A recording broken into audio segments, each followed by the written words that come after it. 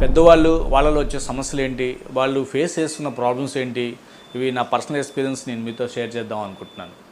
ఈ పర్టికులర్గా 70+ ఈ పెద్దవాళ్ళల్లో ఏంటంటే ప్రతి ఒక్క ఇళ్లలో వాళ్ళ అమ్మా నాన్న లేకపోతే వాళ్ళ తాతయ్య గారు అమ్మమ్మ గారు ఉంటారు. వీళ్ళు చాలా ఫిజికల్ సమస్యలు ఫేస్ చేస్తూ ఉంటారు. ఫిజికల్తో పాటు సైకలాజికల్ సమస్య కూడా ఫేస్ చేస్తూ ఉంటారు. వీళ్ళల్లో ఫస్ట్ వచ్చే ప్రాబ్లం ఏంటంటే లోన్లీనెస్, ఒంటరితనం. ఈ ఒంటరితనం చాలా బాధాకరం, చాలా ఇబ్బందికరం. ఈ ఒంటరితనం ఉండడం వల్ల వాళ్ళకి టైం ఉంటుంది, మనకి టైం ఉండదు. వాళ్ళు షేర్ చేద్దాం అనుకుంటారు, మనతో చాలా విషయాలు మాట్లాడదాం అనుకుంటూ ఉంటారు. కానీ ఆ ఇంట్లో ఉండేవాళ్ళు వాళ్ళ ప్రొఫెషన్స్తో కావచ్చు, జాబ్స్తో కావచ్చు బిజీగా ఉండడం వల్ల వాళ్ళకి టైం ఎక్కువ ఇవ్వలేకపోతారు. దీనివల్ల వాళ్ళలో ఒంటరితనం పెరిగిపోతూ ఉంటుంది.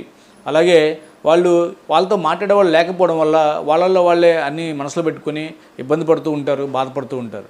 దీనివల్ల ఏంటంటే వాళ్ళకి డిప్రెషన్ గురవుతూ ఉంటారు. ఈ డిప్రెషన్ గురవుతుందో పాటు చాలా సైకలాజికల్ సమస్యలు ఫేస్ చేస్తూ ఫిజికల్ సమస్యలు ఫేస్ చేస్తూ ఉంటారు. వీళ్ళు ఇంట్లో ఉండేటప్పుడు వాళ్ళని జాగ్రత్తగా చూసుకోవాలి. ఎందుకంటే వాళ్ళలో తూళ్ళు వస్తూ ఉంటుంది. అంటే వాళ్ళకు తూలిపోతూ ఉంటారు వాళ్ళకున్న ఫిజికల్ ప్రాబ్లమ్స్ వల్ల. దీనివల్ల ఏమైనా జారి ఇంట్లో పడ్డారు అంటే కనుక వాళ్ళకి చాలా కామన్గా జరిగే ప్రాబ్లం హిప్ ఫ్రాక్చర్ అవడం. ఈ హిప్ ఫ్రాక్చర్ అయిన వాళ్ళల్లో చాలామందికి సర్జరీకి ఫిట్గా కూడా ఉండరు. వాళ్ళ హెల్త్ కండిషన్స్ వల్ల కావచ్చు, లేదా కార్డియక్ సమస్యల వల్ల, ఇంకా అదర్ రీజన్స్ వల్ల ఫిట్గా కూడా ఉండరు. దానివల్ల ఏమవుతుందంటే వాళ్ళు మంచం మీద ఉండిపోతారు. మంచానికి వాళ్ళు అంకితం అవ్వాల్సిన కొన్నిసార్లు ప్రమాదం రావడానికి అవకాశం ఉంటుంది.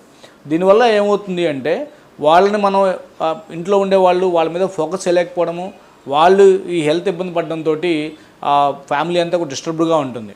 సో వాళ్ళు ఈ పర్టికులర్గా వాళ్ళల్లో ఈ బోన్స్ స్ట్రెంగ్త్ తగ్గిపోతుంది కనుక వాళ్ళకి బోన్ స్ట్రెంగ్త్ ఉన్న మెడిసిన్ ఇవ్వడం, మీ మంచి ఒక డాక్టర్ గారిని కన్సల్ట్ చేసి, ఆర్థోపెడిషియన్ కన్సల్ట్ చేసి వాళ్ళని పీడియాట్రికల్గా వాళ్ళని డాక్టర్ చూపిస్తూ వాళ్ళ బోన్ హెల్త్ ఇంప్రూవ్ చేయడము, అలాగే వాళ్ళ లైఫ్ స్టైల్ని కూడా మార్చడము, వాళ్ళతో మనం టైం స్పెండ్ చేయడము, వాళ్ళకి కొద్దిగా టైం ఇవ్వడము, వాళ్ళకి మంచి బుక్స్ని ఇవ్వడము, ఇవన్నీ చేయడం ద్వారా వాళ్ళకి మనం కొంత లోన్లీనెస్ని పోగొట్టవచ్చు.